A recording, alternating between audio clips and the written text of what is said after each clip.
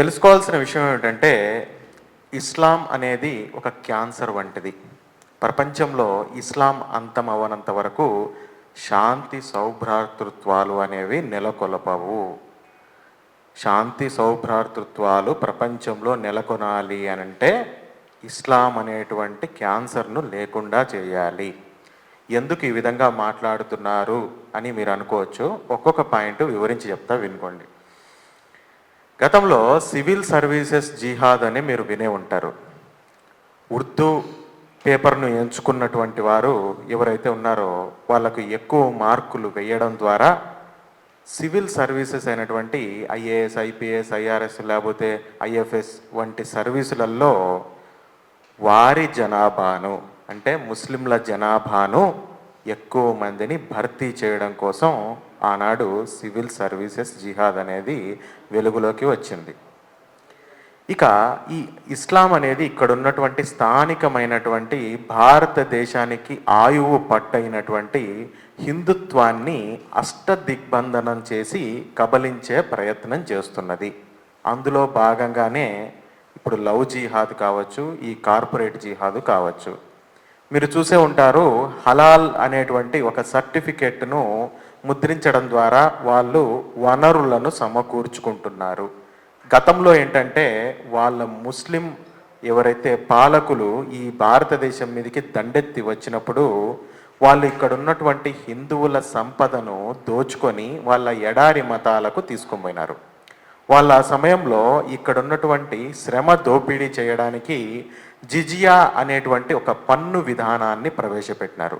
కానీ మనకు తెలియకుండానే ఈ ప్రజాస్వామ్యం అని చెప్పబడే ఒక బూటకపు నాటకంలో మనకు తెలియకుండానే మనం ట్యాక్సుల రూపంలో, పన్నుల రూపంలో కట్టినటువన్నీ కూడా ఎక్కువ శాతం ఆ జనాభాకు ఉపయోగపడుతున్నాయి. వారి జనాభా వృద్ధి చెందుతున్నది. వారి జనాభా మన జనాభాను కబలించి వేయడానికి సిద్ధంగా ఉన్నది. డెమోగ్రఫిక్ చేంజెస్ అంటే జనాభా నిష్పత్తులలో భీకరమైనటువంటి తేడాలు వచ్చేస్తున్నాయి. మనం ప్రపంచవ్యాప్తంగా చూసుకుంటే ప్రజాస్వామ్య దేశాల నుంచి మతతత్వ దేశాలుగా మారినటువంటి దేశాల లిస్టు మనకు వేసుకుంటే అన్నీ కూడా ఇస్లామిక్ దేశాలుగా మారిపోయినాయి. అక్కడ మానవ హక్కుల హననం అనేది ఏ విధంగా జరుగుతుందో మనం కల్లారా చూడవచ్చు. కేవలం బుర్కాను వ్యతిరేకించినందుకు గాను లక్షల మందికి పైగా స్త్రీలను మనకు ఇరాన్ దేశంలో పొట్టన పెట్టుకున్నారు. ఇక తాలిబాన్ దేశమైనటువంటి ఆఫ్ఘనిస్తాన్లో ఏం జరుగుతుందో, మన పక్కింటి దేశమైనటువంటి పాకిస్తాన్లో ఏం జరుగుతుందో మనం చూడవచ్చు. అంతేకాదు స్త్రీల యొక్క మాన భాగాల మీద కూడా వీరు చిన్నప్పటి నుంచే అత్యాచారాలు చేస్తున్నారు.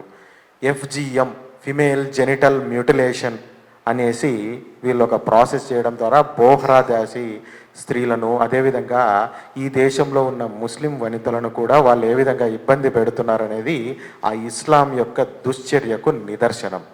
వీరు ఇప్పుడు భారతదేశం అనేది విగ్రహారాధన ప్రధాన దేశం కాబట్టి విగ్రహారాధనకు వీళ్ళు వ్యతిరేకులు కాబట్టి ఈ ఇస్లాం అనేది ఇక్కడ విగ్రహారాధకులను లేకుండా చేయడానికి ఎన్ని కుట్రలు, ఎన్ని కుటిల ప్రయత్నాలు చేయడానికైనా సిద్ధంగా ఉన్నది. కాదేది కవితకు అనర్హం అని మనం ఒక సామెత వినే ఉంటాం.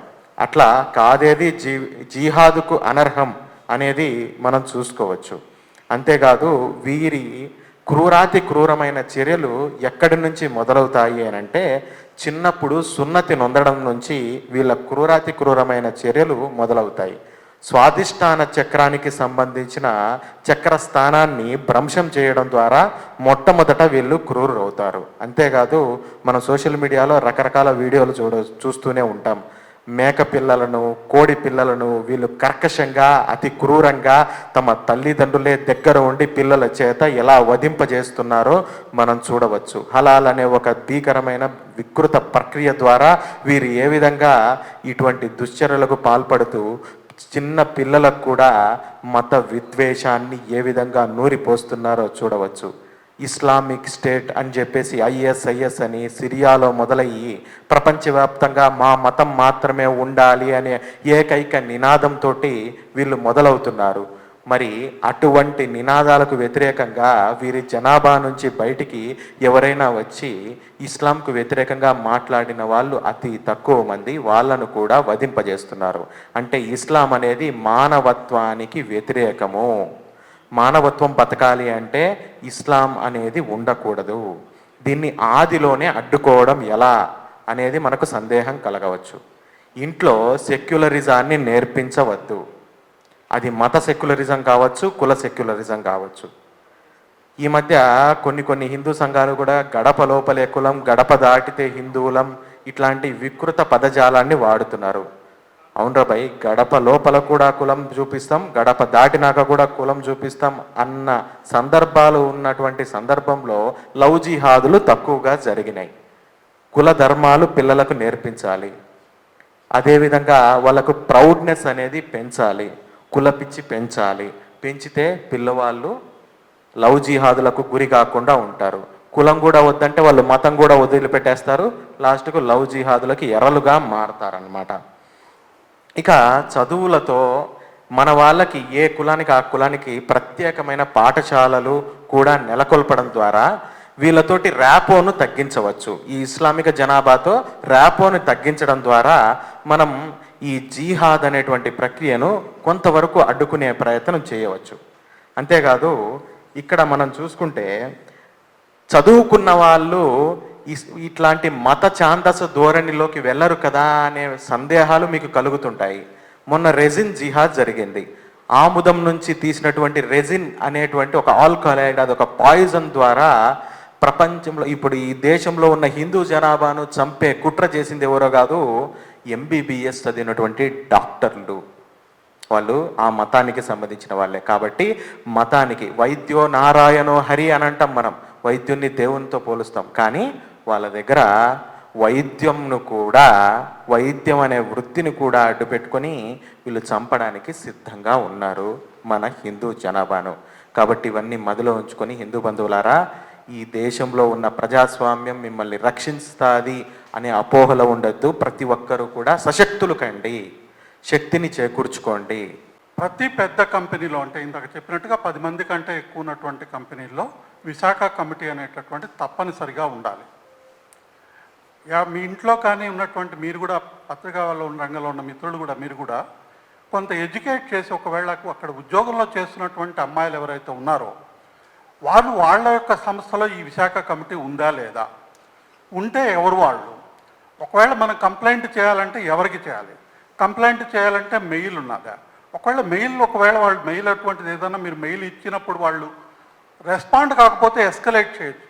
సాధ్యమైనంత వరకు మీరు ఎంత ఎస్కలేట్ చేయదలుచుకుంటే అంత ఎస్కలేట్ చేసి రికార్డు క్రియేట్ చేయడమా, మీరు పర్సనల్ మెయిల్ నుంచి మెయిల్ పంపించడం, కార్పొరేట్ మెయిల్ నుంచి కూడా కాదు, పర్సనల్ మెయిల్ నుంచి కూడా మెయిల్ పంపించాలి. ఎందుకంటే రికార్డు మీకు ఉండాలి.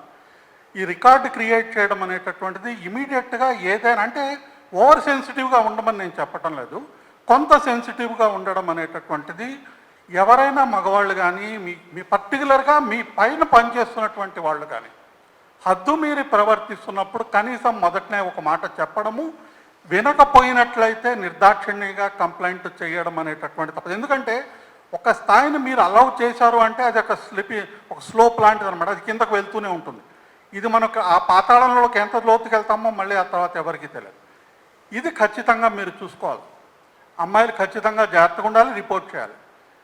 అంతేకాకుండా బయట వాళ్ళకు కూడా పర్టికులర్గా మీ ఇంట్లో వాళ్ళకి చెప్పడం అనేటటువంటిది చాలా అవసరం. ఎక్కడైనా ఇటువంటిది ఏదైనా జరుగుతుంటే ఇంట్లో వాళ్ళకి కానీ, పెద్దవాళ్ళకి కానీ, అక్కలకు కానీ, లేదా అన్నలకు కానీ ఇటువంటి వాళ్ళకి చెప్పాలి. ఒకవేళ వాళ్ళు వినకపోయినట్లయితే, ఇప్పుడు హైదరాబాద్లో కానీ ప్రతి నగరంలో కానీ హిందూ ఆర్గనైజేషన్స్ ఉన్నాయి, విశ్వ హిందూ పరిషత్ వాళ్ళు హెల్ప్ లైన్ కూడా నడుపుతున్నారు. వీటికి మనం చెప్పాలి. మీరు చెప్పకుండా దీన్ని సహిస్తున్నంత కాలం ఎక్కువ అత్యాచారాలు జరుగుతాయి. ఇది కేవలం ఒక దగ్గర ఆగిపోతుంది, మేము వద్దన్నాం కాబట్టి ఆగిపోతుంది, ఇదేదో అయిపోతుందని చాలా లైట్గా తీసుకోవడం అనేటటువంటి తీసుకోవద్దు. కాబట్టి మీరు ఎప్పుడైతే మీరు తిరగబడతారు, అక్కడ ఫస్ట్ డిఫెన్స్ మీరు చేసుకున్నట్లయితే, మీరు చేయనట్లయితే ఇంక బయట వాళ్ళు ఎవరు మీకు హెల్ప్ చేయలేరు. మీరు చెప్పకపోతే ఎవరికి తెలుస్తుంది? కాబట్టి ఇది చేయాలి.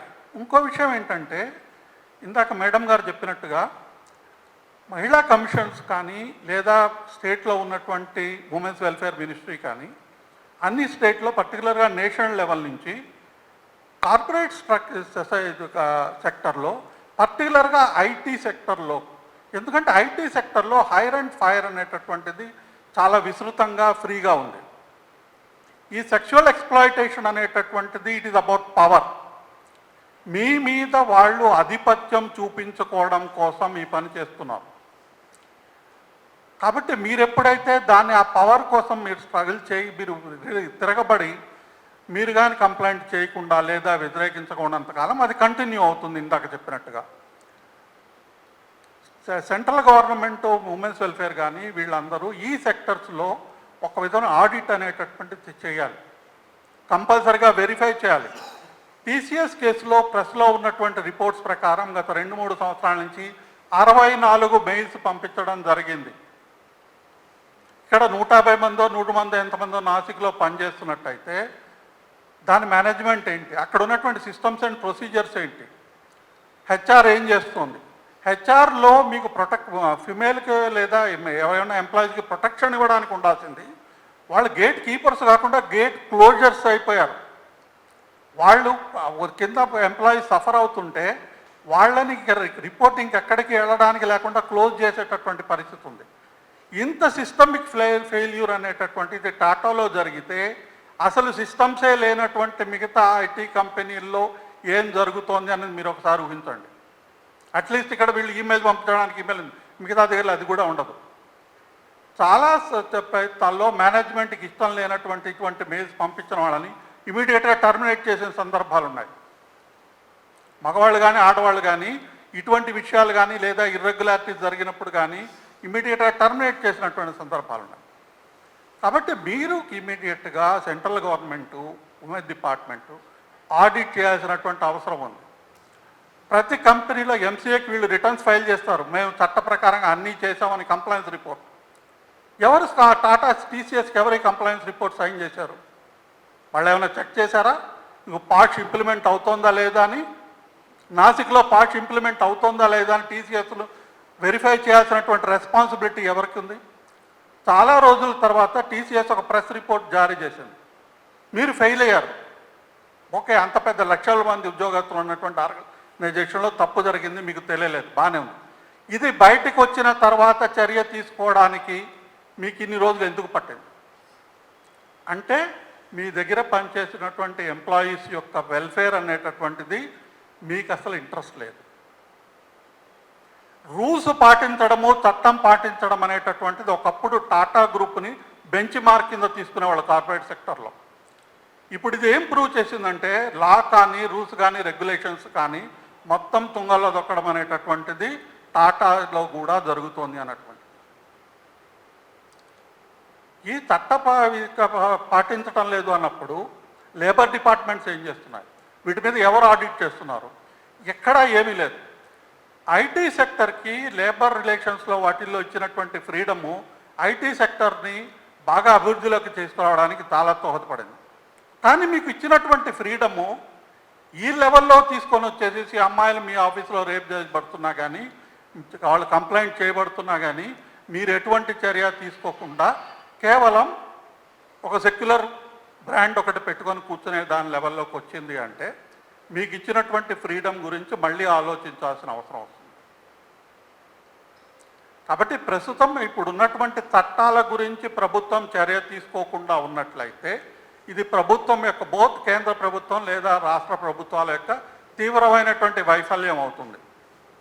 ఈ వైఫల్యం అయినప్పుడు మరి ఎక్కడి వరకు సెక్టర్ డెవలప్ అవుతుంది? రేపు అమ్మాయిలను ఉద్యోగానికి వాళ్ళ తల్లిదండ్రులు పంపించరు. ఈ దేశానికి ఎంతవరకు వస్తుందో మనం ఆలోచించుకోవాలి. ఇంకో విషయం ఏంటంటే కంప్లైంట్ చేయడము లేదా చర్య తీసుకోవడం అనేటటువంటి దాన్ని సెక్యులర్ భావాల దృష్ట్యా మేము తీసుకోము, ఓకు భావాల దృష్ట్యా మేము తీసుకోము అన్నటువంటిది ఎంతవరకు వచ్చిందనేటటువంటిది పెద్దలు మిస్ అయ్యారు. యూకేలో గ్రూమింగ్ గ్యాంగ్స్ సుమారుగా 10-15 సంవత్సరాలు 20 సంవత్సరాల వరకు జరిగింది. దాంట్లో ఈరోజు యూకే ప్రైమ్ మినిస్టర్గా ఉన్నటువంటి కీత్ స్టామర్ అనేటటువంటి ఆయన చట్టపరమైనటువంటి చర్యలు తీసుకోలేదు అన్నటువంటి ఆరోపణలు ఎదుర్కొని ఆయన్ని పీకేద్దామని కూడా అన్నారు. కీత్ స్టామర్ ఈరోజైతే ఎవరైతే ప్రైమ్ మినిస్టర్ ఎవరైతే ఉన్నారో యూకేకి, ఆయన పర్సనల్గా ఇన్వాల్వ్ అయినారు. ఈ విధమైనటువంటి జరుగుతుంటే అసలు ఏమి చర్య తీసుకోలేదు ఆయన.